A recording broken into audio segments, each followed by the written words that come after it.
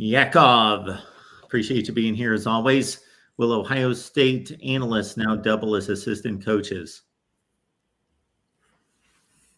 I think some of them will. I think the senior ones who aspire to be on field coaches will. I don't think that you can inundate your practice field with coaches, though, and expect. I think there's a diminishing return at some point. I think that this is an area where your special teams should get some attention, obviously, because as they say, everybody cuts their teeth on special teams. And so some of these guys will be free to really sink their teeth into some of these special teams first, and then, help out, beyond that. This is an example of that one guy, the pass rushing specialist that didn't work out. Had he just kind of cooled his jets and hung loose for a little bit, maybe he would have gotten a full-time gig out of this, but maybe it wasn't a good culture fit. I don't know. But at any rate, I think you'll see maybe 2 or 3 on each side of the ball get bumped up to some kind of, and they'll have some classification. These guys, let's say the current guys are assistant coaches, and these guys who have been quality control and graduate assistants would be some type of new term that's just below, being an assistant coach or a full. They're not going to pay them all $250,000, I wouldn't think, right off the jump. But I just saw that one of the guys who was hired for OSU basketball is going to make $190,000. He was an administrative guy at Baylor, Coach Simons, and he's coming in. He's a quote full-time assistant, and he is making $190,000, whereas another guy that they just hired to be a quote full-time assistant who has a little bit more experience is going to make $445,000. So I think what you get paid and what your duties are all going to be commiserate with your experience and what your responsibilities are within this. But you look at the defensive coordinator Jim Knowles is not coaching a position.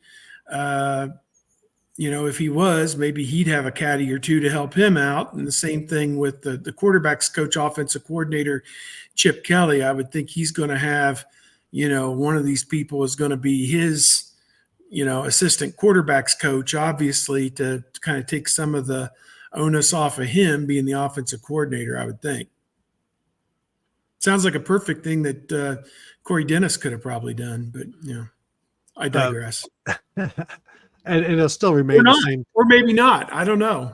Well, the still you can only have 10 assistants on the road, so there's still the titles will kind of remain the same in terms of the assistant coaches. But it will be interesting to see if at some point does an assistant coach get removed from the road and one of the younger guys get put on the road, because it's just it's sort of a transitional thing, or you would just rather have like James Laurinaitis on the road last year instead of Jim Knowles or something of that nature, where Laurinaitis couldn't go on the road last year.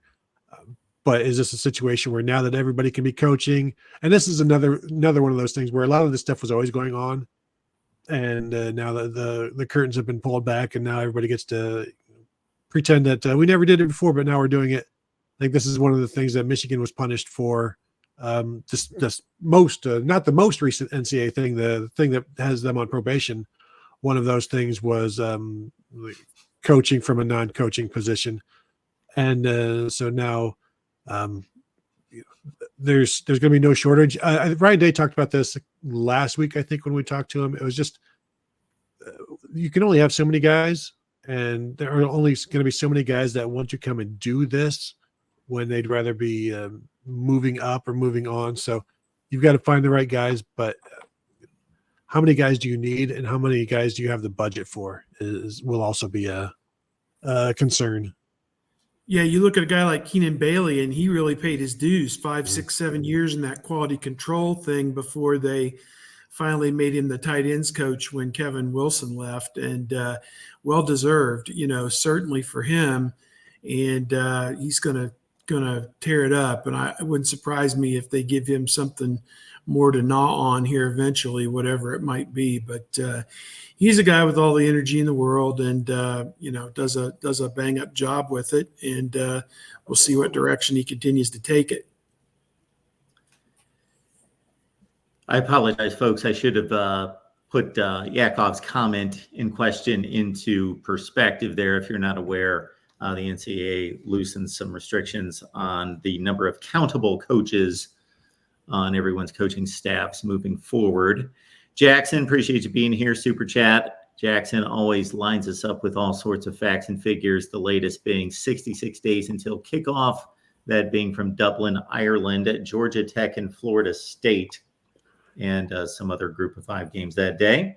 Mark, are you like me? Do you start looking at how many times have you looked at your week 1, what I'm going to watch schedule? Like, cause I do that every few days or whatever. I'll be like, what was the week 1 going to be for me again? And, how early am I going to have to get to the stadium so that I can watch the first round of games and the press box? And, what time am I going to get home? And what games am I going to miss? Like, have you put your schedule down for like week 1 at this point of what you're going to be doing? I am a bit fascinated by how many people ask me that or want to hear that out of me. But I always have a pecking order. Okay, at noon, the LSU Florida game I think is going to be the best game. Well, the best game's usually on Fox. The Penn State Purdue game or whatever, and then I've got my pecking order, but then I've got and I can only truly watch 2 games. Mm-hmm. I always have a third on, but I lose track. I don't know what's going on. Maybe the few times it lines up where I can go to the third game. But anyway, I can only truly watch 2. I've got a third, but then I've got, those ones waiting in the wings when game number 2 is 28-6 in the third quarter. Okay, we're moving away from that. We replace it with this one. Absolutely. And then sometimes you get those hits of, none of these games are going too well. Coastal Carolina's down, 34-31 with 2 minutes left, and Troy's got the football. I'll switch over to ESPNU and catch the final drive of that. Yeah. And then we also have the games where after we're done covering a game, whether on the road or at home, Steve will be like, hey, let's go out to the parking lot and let's watch the last of this particular game on the laptop or on Merck's laptop. So I appreciate every opportunity we get to watch games because we miss so much covering them that, I still look forward to it. I love the fact that this is a 2 open week season. Those are my favorites. That's 2 weekends I get to stay home and just watch college football. Yeah, I'm flipping through the Phil Steele right now. Somebody brought up the weekend of October the 12th is a crazy, crazy weekend. And it's like Ohio State, Oregon, Penn State, USC, Washington, Iowa, Oklahoma, Texas, which I think they've already slated that for 3:30, which is a departure, I think, from what it has normally been. I think ABC is buying into the 3:30 SEC window. Ole Miss and LSU, that kind of reeks of 7 o'clock on ESPN, prime time, with McDonough or whoever.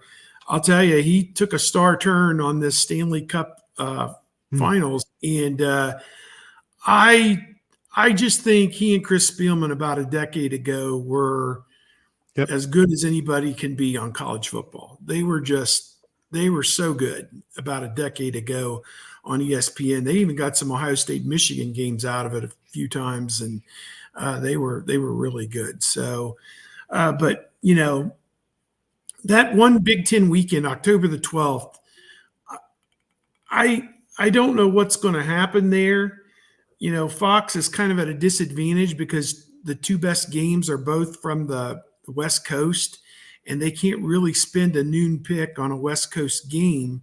So I wonder if they're going to have the 3rd pick that weekend and get Washington, Iowa at noon, and then CBS or whoever, then we don't know. Is it NBC or CBS with the 1st pick? If it's NBC, if Ohio State and Oregon both make it through September undefeated and they're both in the top 5, that's got to be the 7:30 game, I would think.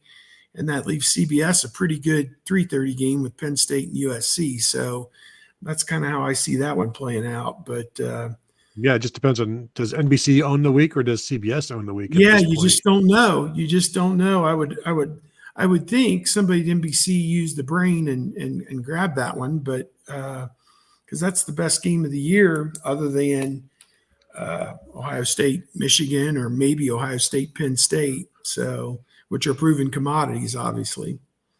Yeah, and a sneaky one might be Kansas State at Colorado for Big Noon. But Yeah, we'll see. yeah. We'll see if Colorado is still in the picture at that point. There's no way I of think telling. Big 12 only gets 2 big noons all year. Is that I right? think it's they don't get many of them. I think it's contracted now, pretty much going to be all Big 10 except for a couple weeks. So, Big 12 is a second class citizen now in all ways. Yeah, so there you are. No, Brett Yormark, Steve, clarified this in the last couple of weeks. The college football landscape has never been more equal, never been better cooperation between the power conferences. Yeah, the cooperation is simply you do this, you do that, you're going to get your 19% and feel good about it. There you go. Or 16%. The cooperation is 4 Big 10 teams, 4 SEC teams, and then whoever else in the playoff. That's the cooperation. Yeah.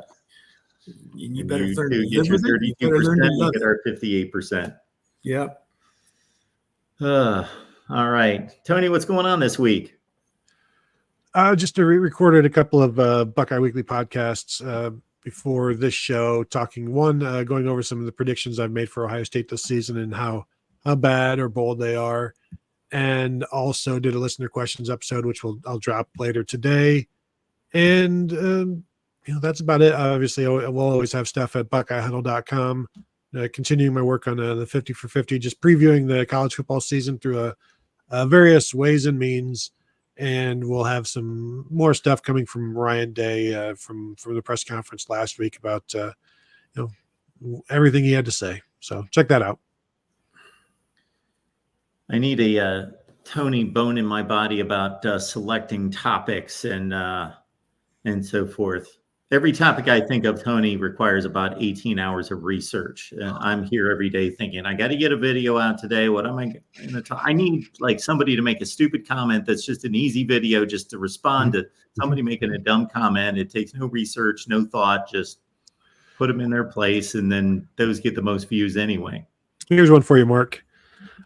Why doesn't the national college football media talk more about the gigantic cheating scandal that Michigan just went through and is going through? When we kind of grazed upon that a few minutes ago, I was thinking half of me just can't wait for that decision to come down, and the other half of me dreads that decision coming down. It's a little bit of both. I'm just saying, if you want some engagement, there you go. Yes, Yeah, positive, negative.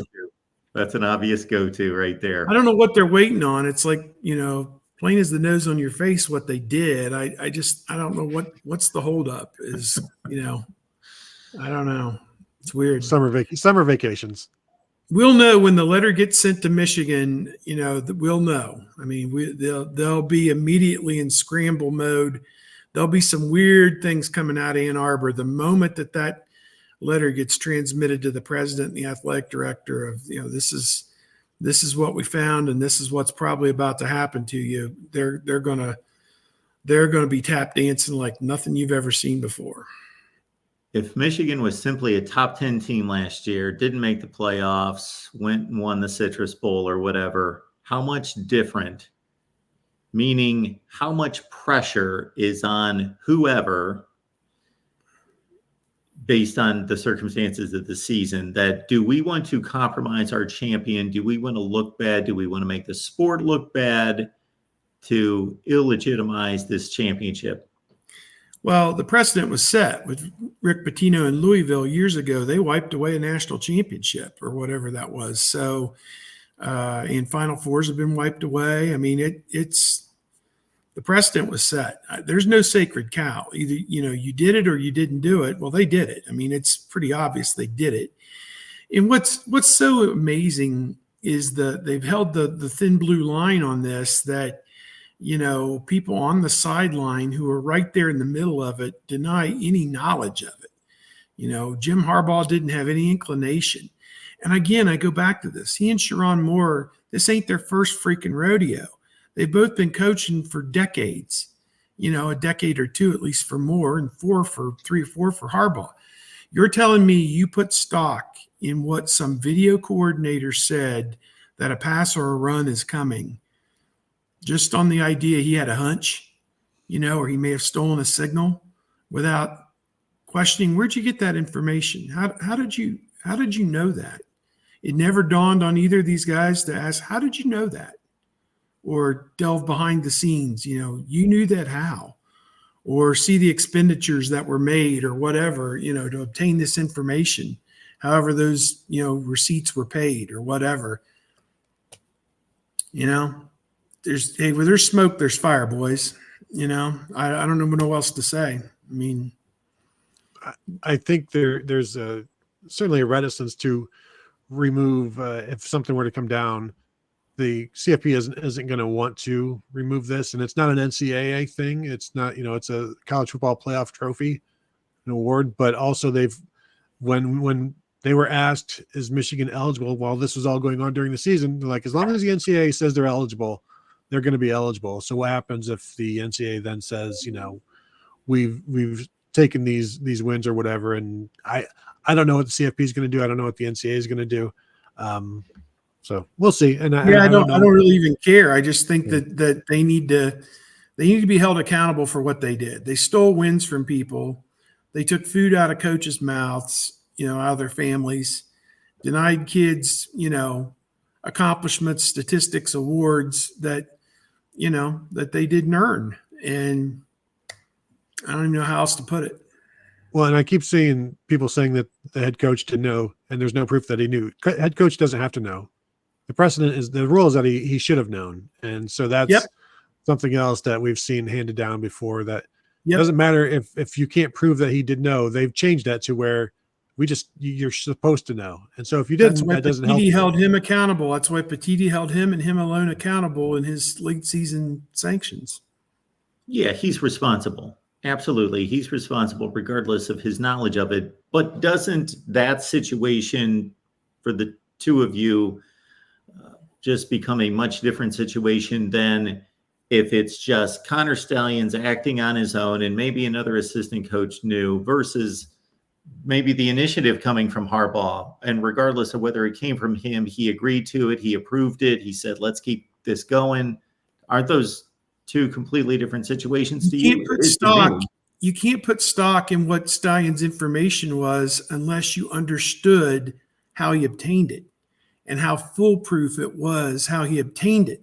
His information was 100% spot on, or whatever his hit rate was, 85% spot on, because he used illegal means to obtain it. And, the wins are the fruit of the ill-gotten tree, or whatever they say in court. The apple is it's poisonous fruit. It was an illegal search and seizure of opponents' signals, so they had not been Mirandized or whatever. So he walked into Western Michigan, Eastern Michigan, Central Michigan, whichever one of them schools, and sat on their sideline, and Michigan State hadn't been Mirandized. So, it ain't right. We watch a lot of Law and Order. We know what we're talking about.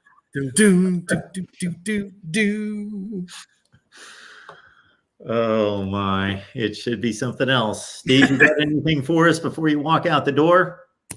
Hey, just have a great week and safe weekend. We got a big holiday. Can you believe next week, the 4th of July is on a Thursday, and the big celebration here in Columbus is next Wednesday, Red, White, and Boom, the big fireworks. I heard them talking about it on the radio. They'll have 500,000 people downtown Columbus next Wednesday for the Red, White, and Boom fireworks. And, it's time to celebrate our country and, the birthday of our country. And, Wednesday night, Thursday night, Friday night, Saturday night, and some people will still be partying on Sunday. It's like a 5-day weekend next week, and I'm here for it. So let's do it. Awesome. I hope the fireworks are done by day 4. Honestly, I'm just, yeah, enough. You hear them in your neighborhood. You're like, oh, they're just still doing it, and they're doing it at 11:30 at night, and the dogs are barking. And enough. Yeah, the dogs hate it. Most of them. Absolutely.